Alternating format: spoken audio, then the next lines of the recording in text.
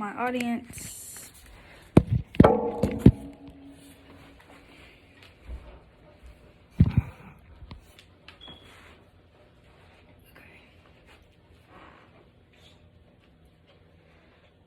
Let's imagine that we didn't have the right to vote.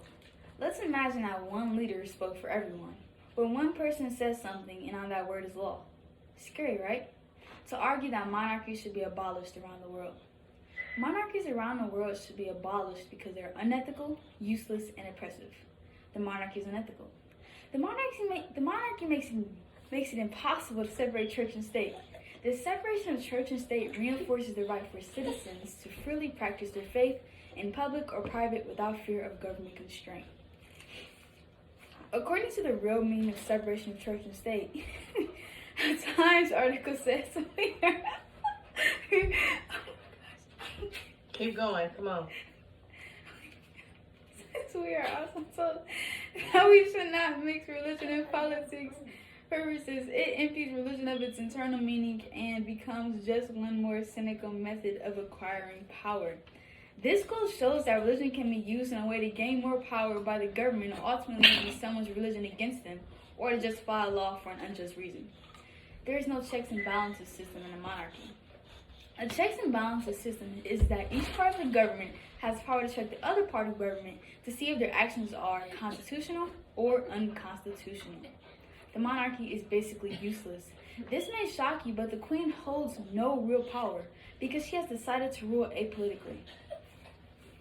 According to an article on History.com, the Queen keeps in close contact with the Prime Minister and is regularly briefed on all important national matters, but never politically weighs in on political debates, nor are any final decisions up to her. So the Queen is just an ambassador. She speaks for the country, but makes no rules concerning the British government. So I want to know, why do you need a Queen? The monarchy is oppressive. In the monarchy, there's an order of succession, and let's say there's a bad apple in the bunch, so now you have a ruler who is incompetent to rule, but there's nearly nothing you can do to take them out of power. The Queen's son, Prince Charles, has written letters to political ministers and has intervened and proposed developments using his position, prowess, to gain a sympathetic ear from political officials. According to World Issues 360, this quote shows that just because the Queen does not want to be involved in making government laws does not mean that her son, the next heir, would choose to rule this way. If this leads to poor governance, the nation has no power in dethroning him. I believe every nation should have a democracy. With a democracy comes a rebuttal to every problem a monarchy has. You have the Constitution that created our government. For example, there is no checks and balances system, but in the United States, democracy, the president is being checked by the other two branches. Like when he makes an executive order, but that executive order is unconstitutional. Then the president will go to trial in the judicial branch. According to an article on History.com, says the president serves as the commander-in-chief of the military forces,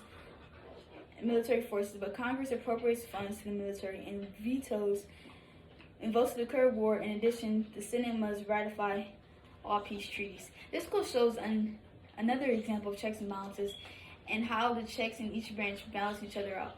With democracy comes a chance to be personally involved in the action and change your government makes, whether it's voting for the next mayor or voting for the next president.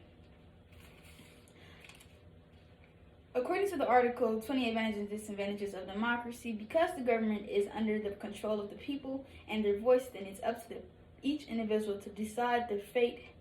They can choose to vote in whichever way their morality dictates. This quote shows that democracy is a government run by the people, which allows for each person to express one's opinion through the voting ballot. In conclusion, monarchies should be abolished around the world because they're unmoral, nearly useless, and oppressive. So, how do you feel about the monarchy?